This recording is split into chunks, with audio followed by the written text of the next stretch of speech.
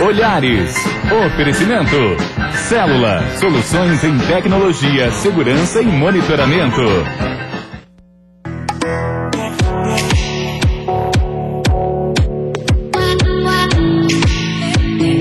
Olá, boa tarde, seja bem-vindo, seja bem-vinda ao programa Olhares ao vivo para toda Santa Catarina. Gente, pesquisas educacionais apontam a interação como fundamental para a construção do conhecimento. Este é um dos assuntos do programa de hoje, que tem a ver com trabalhar com projetos na educação infantil. É uma tendência que você vai saber mais daqui a pouco.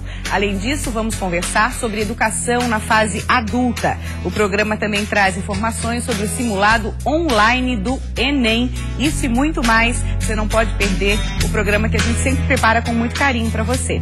A gente começa mostrando uma reportagem que os especialistas estão acendendo aí um alerta para a importância, gente, de beber água, principalmente nos dias quentes. Uma pesquisa revelou que a desidratação, mesmo que pequena, olhem só, pode acabar afetando a concentração. Schneider dá aula de dança em uma academia o dia todo. Neste calor, costuma beber até 4 litros de água por dia. A gente transpira muito durante a aula, então é bom sempre estar tomando muita água durante o dia. A Organização Mundial da Saúde recomenda que adultos bebam no mínimo 2 litros de água por dia. Em épocas de calor, essa dose deve aumentar. Uma pesquisa recente publicada pela Biblioteca Nacional de Medicina dos Estados Unidos mostrou que até uma pequena diminuição no nível de água do corpo, sem ser o suficiente para sentir desidratado ou cansado, já pode afetar a produtividade. Com níveis acima de 2%, começa a afetar também o funcionamento geral do corpo, então os sintomas se agravam para dor de cabeça, náuseas provocando até vômitos em alguns casos, e em situações extremas até podendo chegar a coma e crises convulsivas. Segundo os pesquisadores, perder 2% da hidratação corporal já é suficiente para comprometer algumas capacidades mentais, como a concentração.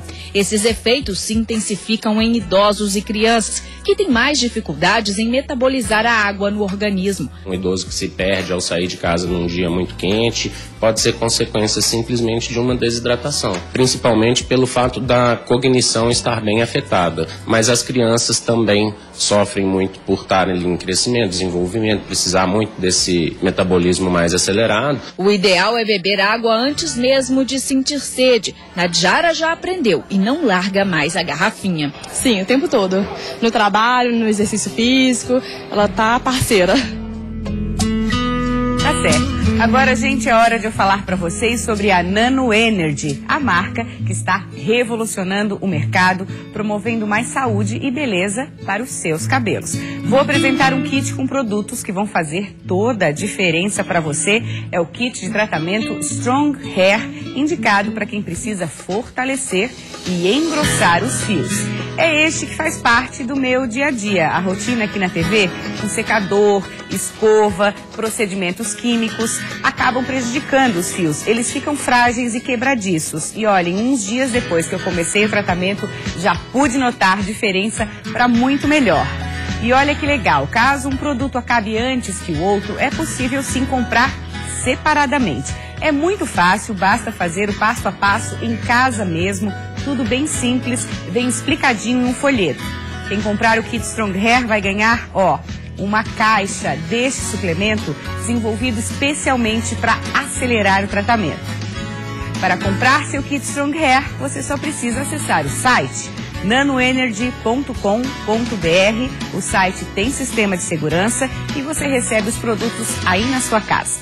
Nano Energy Terapia Capilar.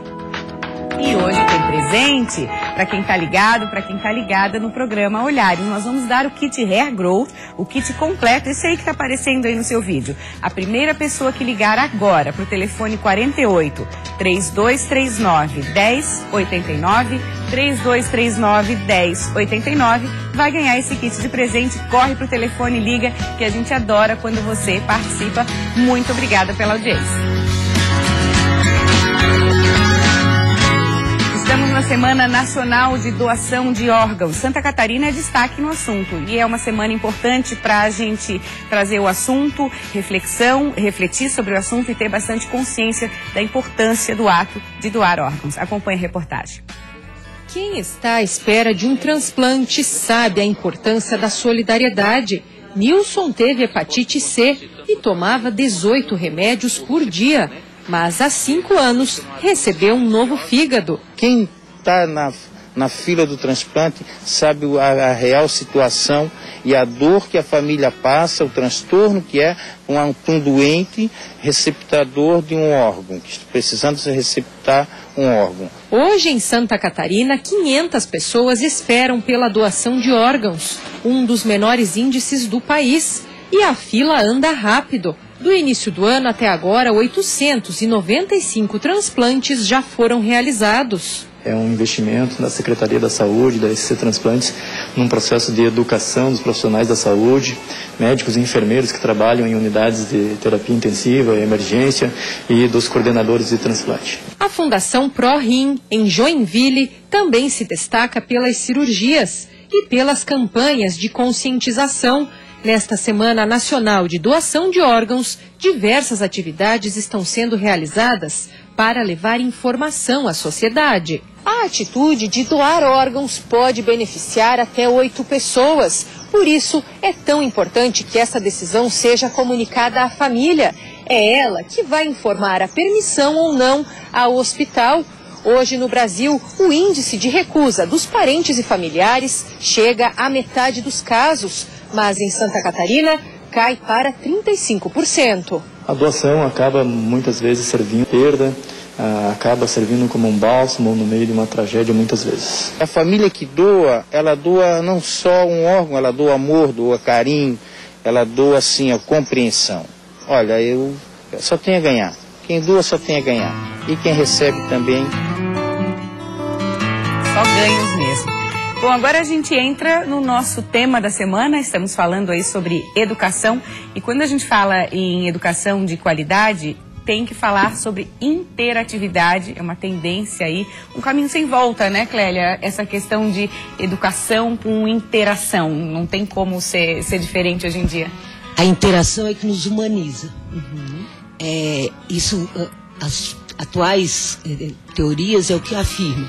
Sem a interação não só com o outro, que seria a interação social, que nos torna humanos, mas a interação com o objeto de conhecimento. Se eu não entro em contato, eu não construo imagem mental, eu não construo conhecimento, principalmente para os meus pequenos, né? Então, a Clélia Scarpa Seara é coordenadora pedagógica e a gente vai falar justamente sobre esse assunto. Eu quero te perguntar essa questão dos pequenos. Quanto menor a criança, mais interatividade ela precisa ter, mais estímulos?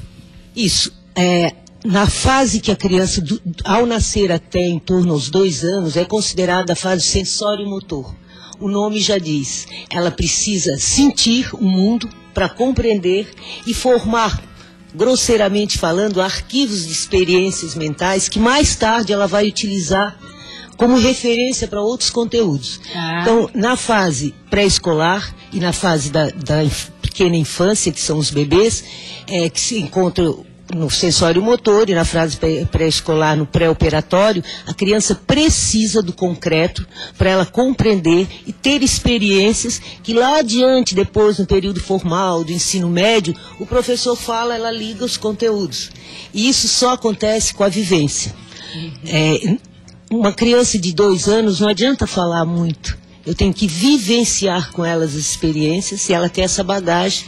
Tem que experimentar mesmo, é na prática que Se tu olhar um bebezinho, ele dá um objeto para ele cheira, ele morde, ele amassa, ele joga, e repetidas vezes. Quanto mais ele joga, mais ele vê como o objeto reage. E isso vai formando experiências que vão dar suporte para futuras aprendizagens. Quando a gente fala na questão da aprendizagem, né, nesse conceito atual da educação através de projetos, que é uma tendência, como é que funciona na prática? Que projetos são esses? Como é que a escola define? Certo. No mundo globalizado, nós não podemos mais falar em educação fragmentada. Não se aprende mais em compartimentos, principalmente para os pequenos. Os compartimentos seriam o quê? Assim, a aula de português que acabou, aí bate sinal, entra matemática, muda o assunto. A minha cabeça tem que mudar o assunto na hora. Para um adulto ou para um aluno que se chama de período formal, que já tem abstração, ele faz isso. É automático, né? Tu sai daqui, tu vai fazer outra atividade. Eu também, viro disco. Mas a criança, ela é uma continuidade. As coisas têm que ser significado para ela. Eu só aprendo quando algo me é significativo. Se tu observares os grandes estudiosos em todas as áreas, eles se aprofundam naquilo que falta para eles e que lhe dá sentido. E nessa questão dos projetos, a escolha do assunto que vai ser estudado parte das crianças, como é que é feito isso? Isso. Estudar com projetos é uma tendência atual. Se tu fores pesquisar nas diferentes escolas, eu acho que a sua grande maioria fala em projetos. O que difere uma escola da outra é a forma como esse projeto é apresentado aos alunos. E cada forma de projeto, ela segue uma linha, uma filosofia, uma concepção epistemológica que nos dá a nossa postura na prática pedagógica. Então, essas concepções epistemológicas começam lá dos gregos, que nós não vamos entrar agora, mas ou ela pode ser espontaneísta, o projeto nasce a hora que a criança tiver um interesse por determinado assunto.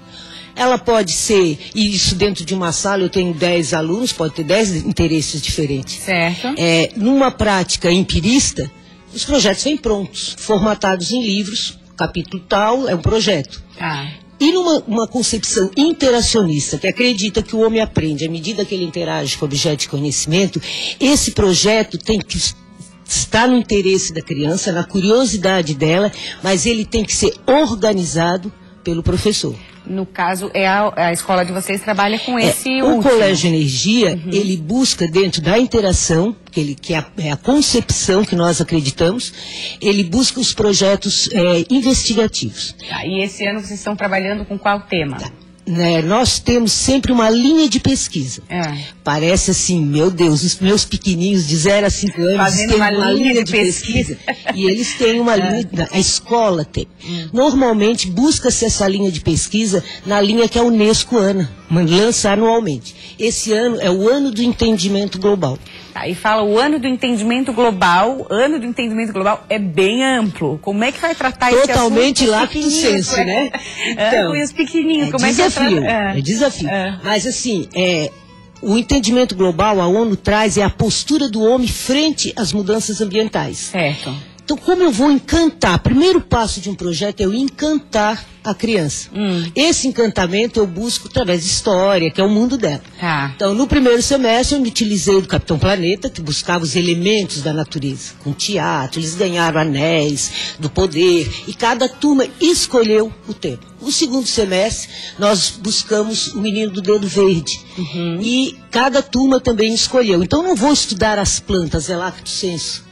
Cada turma escolheu um detalhe. Eu tenho turma estudando sementes, outra estudando frutos, outra flores. É uma infinidade de conteúdo. Estudando de uma forma mais aprofundada. Sim, com pesquisa, com aulas de campo. E aí nós vamos desde da onde surge a semente, a forma, os aspectos físicos. Eles entram, é científico. Eles entram na ciência. Pequenos cientistas tem aí. Maravilha. E é despertar a curiosidade, que é a característica do cientista. E a pesquisa. E vai chegar no conhecimento. Senão não chega. Senão decora. Tá bom. Muito obrigada pela tua presença, adorei. Obrigada. Obrigada mesmo.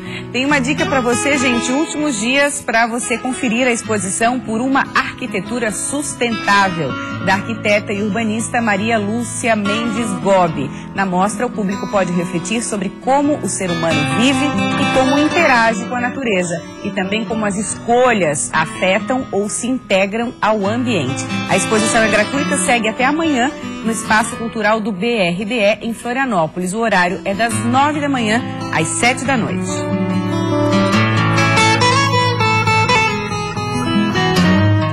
Depois do intervalo, veja que nunca é tarde para aprender. Vamos falar de educação para adultos. É um minutinho só, a gente já volta.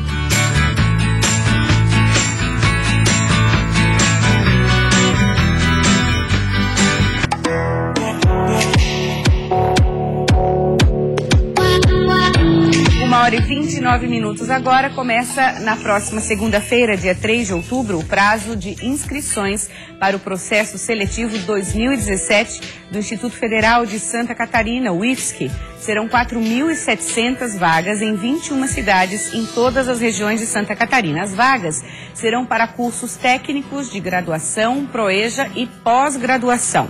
Nos editais você encontra mais informações. O prazo das inscrições segue até o dia 3 de novembro. Estudantes de todo o país se preparam para a prova do Enem, que acontece mês que vem. Aqui no estado eles terão uma ajudinha extra. É o simulado online, mas fique atento que as inscrições vão até amanhã. Quem nos conta mais detalhes é a repórter Karina Coppe. O curso preparatório gratuito para a universidade vai realizar no final deste mês e início de outubro um simulado online do Enem. E quem vai nos contar os detalhes desta prova é o professor Otávio Auler. Professor, o simulado este ano vem com novidades. Isto é o primeiro simulado do sul do Brasil que tem TRI, que é a teoria anti-chute, ou seja, o aluno, se ele chutar, ele perde ponto, que é o mesmo modelo que tem no Enem. Então, a Universidade desenvolveu essa ferramenta, em conjunto aqui com a UFSC, com o objetivo de o aluno simular de forma muito parecida com a prova original do Enem. Então, é a primeira vez no sul do Brasil que é lançado um simulado nesse modelo. E todas as questões são formuladas por professores que são especialistas no Enem. Isso, nossos professores têm 20 anos de experiência, todos, então eles prepararam essas questões com bastante carinho, no modelo semelhante do Enem, para realmente o aluno, quando chegar no dia da prova do Enem, da prova oficial mesmo, fazer aquelas 180 questões em 2 dias, ele opa, eu já treinei, eu estou mais tranquilo também. Esse ano a expectativa é de 5.000 inscritos, é uma forma aí de todo esse pessoal estar bem preparado para realmente conseguir fazer uma prova boa no dia do Enem. Então, a nossa meta é 5.000 alunos, mas só o pró-universidade, ele tem quase 10.000 alunos, entre online e presenciais. É claro que a gente quer muito mais que isso, mas se tiver 5.000 alunos, está muito bacana, vai ser uma meta bem realizada. E como é que funciona para quem quiser se inscrever? Dá tempo ainda? Dá tempo ainda, até o dia 29 agora de setembro. Nós estamos com as inscrições abertas no nosso site prouniversidade.com.br, onde o aluno entra lá, faz a inscrição online, aguarda que a partir do dia 30 de setembro ele pode fazer as provas na nossa plataforma, tudo online, tá? Nada é presencial, é tudo através da plataforma do Prouniversidade. Como é que funciona no dia da prova? Como é que é esse simulado? Pode ser feito de qualquer computador? Como que funciona? Bacana, nosso site é chamado responsivo hoje em dia, então ele é preparado para celulares, tablets e também PCs, em casa. Então o aluno em qualquer lugar que ele esteja, no ônibus, no intervalo do trabalho, na escola, no laboratório da escola, ele pode realizar o simulado. E é bem bacana porque o aluno ele pode fazer a partir do dia 30 até o dia 9 de outubro, em qualquer horário de madrugada, qualquer horário ele pode entrar na plataforma. E ele tem 2 horas e meia para fazer as 90 questões do nosso simulado. Bacana, então fica aí a dica para quem vai fazer o Enem deste ano, se preparar aí através desse simulado. Quem quiser fazer as inscrições, elas ficam abertas até o dia 29 de setembro de forma gratuita no site prouniversidade.com.br. Até amanhã então, hein, gente, as inscrições. Obrigada, Karina. Bom, agora a gente vai abrir espaço para falar sobre educação para jovens e adultos. Nosso convidado é o José Carlos Rodrigues, é assistente técnico pedagógico. Bem-vindo, José Carlos, um prazer tê-lo aqui. Obrigado pelo convite. Quando a gente fala em educação para jovens e adultos, qual é o perfil, das pessoas que acabam buscando, buscando um resgate da educação? Qual o perfil que existe, hoje em Santa Catarina? Bom, falando de jovens e adultos, nós temos que entender que essas pessoas não fizeram sua formação em tempo hábil, ou seja, elas vêm atrás de um resgate. Os motivos são os mais variados. Questão profissional, precisam de uma formação para continuar no mercado de trabalho, e algumas simplesmente por uma satisfação pessoal, saber que conseguiram retornar e concluir os seus estudos. Nós temos alunos que ingressam no ensino fundamental, tem que ter no mínimo 15 anos, no ensino médio no mínimo 18. Então, nós temos um percentual maior de alunos entre 18 e 24 anos e cerca de 40% acima dos 36 anos. Nós temos também a prova de escolaridade, que possibilita aquele aluno que perdeu o seu histórico ou que nunca estudou, pegar a certificação de 1º ao 5º ano, muito exigido no procura a instituição, faz uma prova, se ele atingir a proficiência necessária, ele sai de lá com certificado de 1º ao 5º ano. Ah, tá, certificado que ele, como se ele tivesse feito mesmo. Como se ele tivesse feito essa etapa das séries iniciais, né, de 1º ao 5º ano. Tá, José Carlos, se a gente for falar numa característica muito peculiar dessa educação para jovens e adultos, posso dizer que ela é uma educação mais rápida? O tempo que o aluno fica? Ela é mais rápida, ela tem o tempo reduzido, nós pegamos a ementa, reduzimos, vemos qual a importância dos conteúdos a serem passados. O aluno leva a metade do tempo que levaria no ensino regular. Então, a cada semestre, ele conclui um ano. Para o ensino fundamental, do 5º ao 6º ano, ele leva 2 anos, e do 1º ao 3º ano de ensino médio seria 1 ano e meio, se não reprovarem nenhuma disciplina. A questão de evasão escolar deve ser menor, porque as pessoas que voltam porque realmente querem e precisam. Tudo depende do objetivo do aluno. Nós temos, sim, um percentual razoável de evasão. Alguns alunos pensam que vão para a educação de jovens e adultos e simplesmente serão passados. As nossas aulas são presenciais, é exigido no mínimo 75% de frequência, com uma média 7. Então, se não existir a frequência necessária ou não atingirem essa média, também reprovam. São Resumindo, feitos não tem moleza, né, não Zé tem Carlos? Moleza, com certeza. Não tem moleza, são feitos trabalhos, exigências como um ensino regular, só que em tempo reduzido. E eu queria perguntar, o acesso é fácil? As pessoas estão buscando? Como é que está essa questão? Para terem uma ideia, hoje nós temos 14 unidades. Nós temos a matriz, que fica na rua General Bittencourt, número 234. E temos algumas unidades descentralizadas, como norte da ilha, Instituto Estadual de Educação, algumas escolas no sul da ilha. Hoje nós temos cerca de 2.000 alunos. Nós temos várias matrículas durante o ano. Então, muitos alunos ingressam durante o ano e outros, infelizmente, também se vão. Muitos vêm com o objetivo de pegar um atestado de frequência para apresentar em suas empresas e, posteriormente, acabam saindo, e alguns por dificuldade, ou em motivos também, né? Como em qualquer outra modalidade de ensino. Você mesmo teve esse resgate, você voltou para a escola, voltou para a educação com 32 anos. E aí eu queria que você falasse um pouquinho da sua experiência, que deve refletir muito de outras pessoas, o resgate de autoestima também, né, José? Eu acho que passa por essa questão.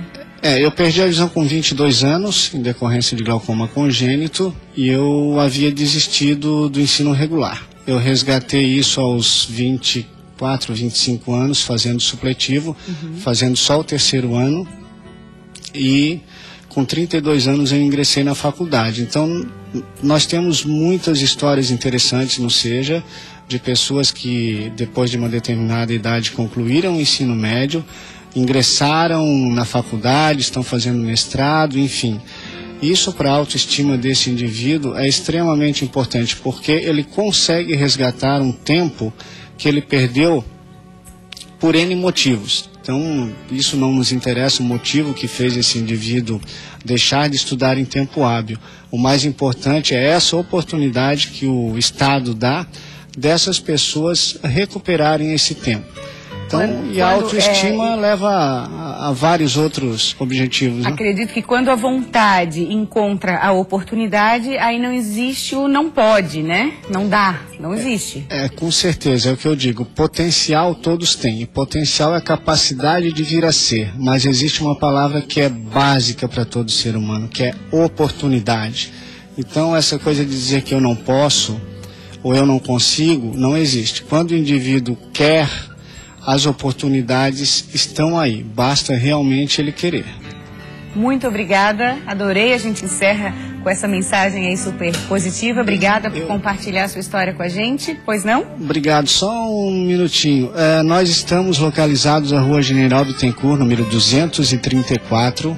O telefone para contato é o 3665 5637. Não pegou? Repito, 3665-5637. Saia da sombra da ignorância e venha viver à luz do conhecimento. Venha estudar conosco e recuperar seu tempo perdido. Aê, Zé Carlos, já fez aí a propaganda. Adorei, muito obrigada mais uma vez. Obrigado tá? também. Obrigada a você pela audiência. Amanhã tem mais olhares, agora você continua com a gente, porque Nader Calil está chegando com o Repórter Band. Beijo, até amanhã.